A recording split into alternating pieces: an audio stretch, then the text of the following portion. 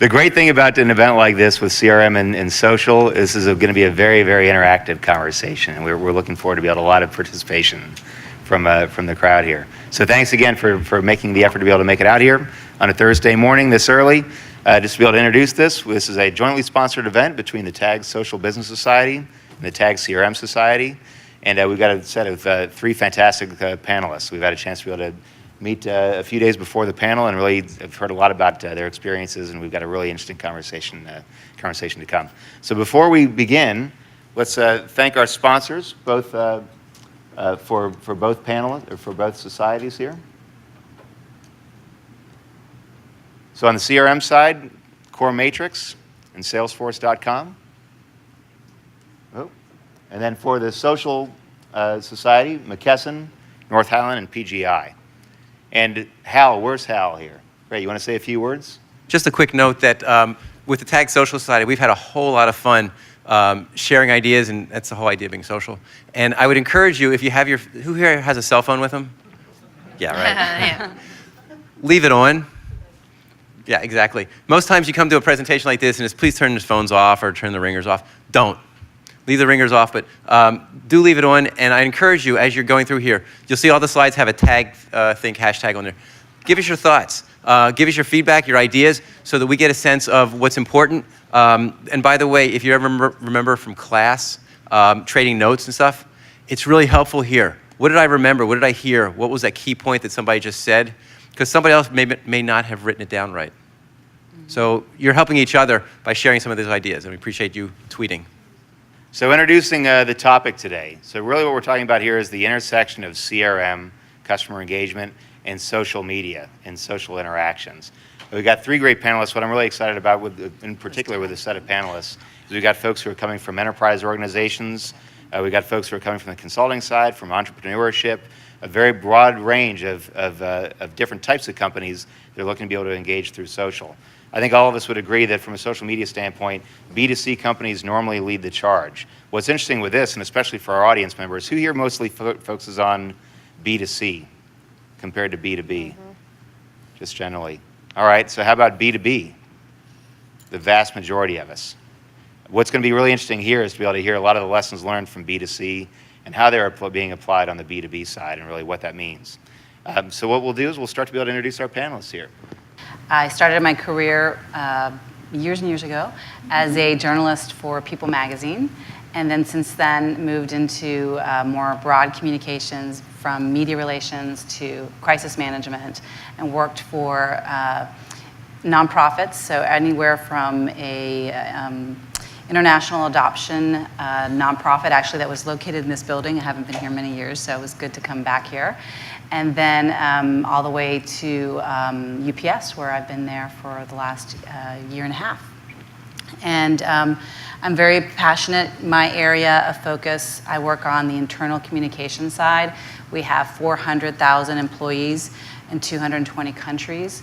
So that's a big task. It's almost like running a small newspaper or a media outlet to try to get the information out to them. And we have different segments within that, our industry, as well as we have everywhere from drivers to management folks and the employee side. So we have different messages to get out, and we have to connect with them in different ways. So there's face-to-face meetings, there's in-person meetings. That's the old-fashioned way, but it works and it's very effective. But we also have to look at ways to connect socially with our employees, because they are really the brand ambassadors for UPS. And then also ways that we connect with our customers. So I'll talk a little bit about that when we have our question session. Thank you. My name is Roger Lopez. I'm currently with DoMyOwnPestControl.com, Internet Retailer 500. My career started about 15 years ago. I started one of the first digital agencies in the Southwest, from the West Coast, when digital was kind of like, huh? Digital what? And sold the company, moved to Silicon Valley, was head of marketing for several startups over there, and then decided to go old school and went to be the marketing director of the Marine Corps.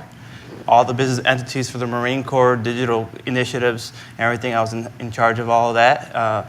So got to do a lot of different verticals with all of these different business entities for the Marine Corps. Was there for almost half a decade. Now, I've been there about 7 weeks as a head of marketing and digital with Do My Own Pest Control. They're fastest growing, 35th fastest growing company here in Georgia, growing so fast. And my current job is pretty much attribute all the digital channels that we have and trying to figure out where to allocate resources. Everything from social to SEO to digital marketing. They've been growing so fast and there's so many platforms out there. It's trying to figure out where should you focus more of our resources, whether it be social, SEO, pay-per-click. So I've been doing this for a while, at least for the digital side. I feel like an old man. Hi, everybody. I'm Jennifer Phillips. I'm with CoreMatrix Systems. I'm the discipline lead for this is my big title here. I'm the discipline lead for the Marketing Cloud Consulting Services group or practice. And that is the social asset or social cloud or offering from Salesforce.com. So we're Salesforce.com partners and we implement success in the cloud. So where I came from data. I started out in data many, like 4 million years ago, and I fell in love with data and how data can change the face of your company, how data is usually the largest asset that a company has and the most underappreciated asset that a company sometimes has, maybe second only to employees, and really started in big data, marketing big data for hospitality, a lot of BtoC. And I was a huge advocate of the idea of treating the customer as a valued person and not just a property or a lead. And with that in mind, I helped deliver incredible results for a company that's now known as Wyndham, and then moved on to Hilton. And after that, being at Hilton for a number of years in the role of the Director of Marketing Data Systems for the enterprise, I moved into consulting for CoreMatrix Systems, where I get to do that kind of awesome stuff for a whole bunch of different companies. So that's really interesting for me. I'm thrilled to be here today, and my passion really is about how to use social in a meaningful way for your business, beginning with the why are you doing it? Right? So that's one of where I stand on my little soapbox is, why do you want to do social? What will it do to impact your business, either by driving revenue or improving margin? So what we want to be able to do, we'll make this as interactive as possible. I've got a few questions to start off here. Please jump in as you see fit. But I think what was interesting in the raising of hands, a lot of folks here are heavy on the BtoB side. We understand from, let's say, from the Hilton experience and Wyndham, et cetera. Jennifer, this might be a good question for you to be able to start off with. What can the BtoB side learn from BtoC? That people are actually doing social and using social in their business. And that ultimately, even though you're companies that are doing business with companies, you are a person who wants to do business with another person. And that can't be removed from the equation. So a lot of times when we're talking to a BtoC organization, they say, you know what, we don't need that touchy-feely stuff. There's a lot of different ways to weave social in to your current processes. This isn't a complete overhaul. You can weave social into your current processes in a way that either bolsters your results or supplements your results in a way that is meaningful to both you as a company and then also your customer or your potential customer. So that's a lot of lingo, but what I'm really saying is ultimately, if you are not working today to find the how does social help me connect more effectively with my prospects, my advocates, my internal employees, then you are not living up to the expectation of every single person in this room expects that people are connected, because we are all connected. So That's what the biggest lesson you can learn is don't deny just because you're B2C that social is actually important, because it is important to your constituents, your prospects, your partners, and your employees. One thing you can learn from B2C, like you said, you're still dealing with a person. And right now, in B2B is very important. Everybody has heard the term lead nurturing. Just think of the social side as another channel in the way that you're communicating through the process of nurturing that lead. Not everybody's going to be on that exact same channel. So don't think about it. I think I saw a post that you did or something regarding don't think of social as platforms, is where are your users and how do they communicate with you. So you're dealing with people and you already have your system in place to nurture those leads to the point that you close, is just figure out where your customer base, do the old-fashioned surveys to find out what platforms your actual existing customers use social, and try to get the message out to those specific ones that way.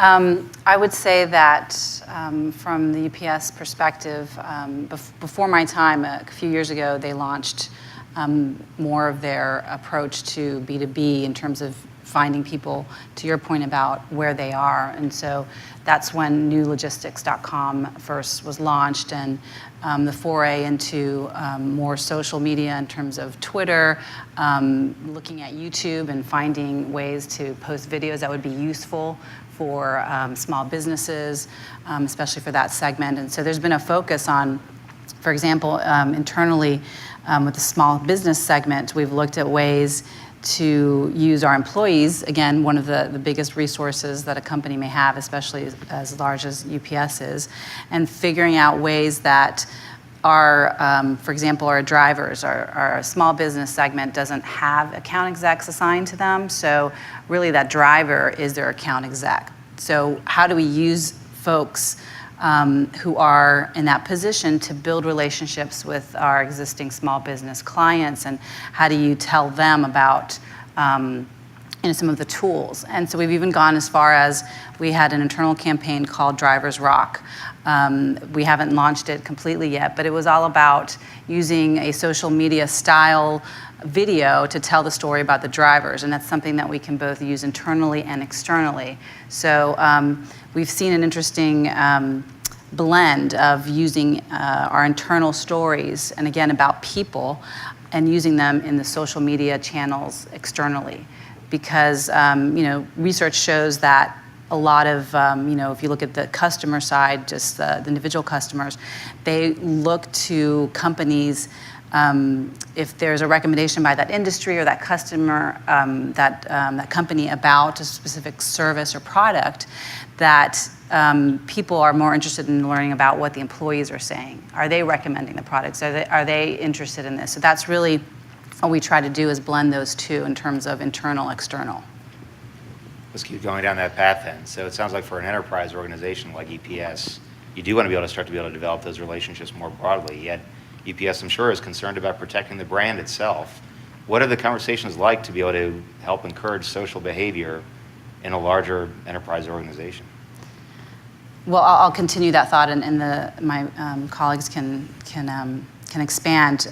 If you all recall, it was probably maybe a year and a half ago, there was a YouTube video that had a FedEx driver that threw this monitor over the fence.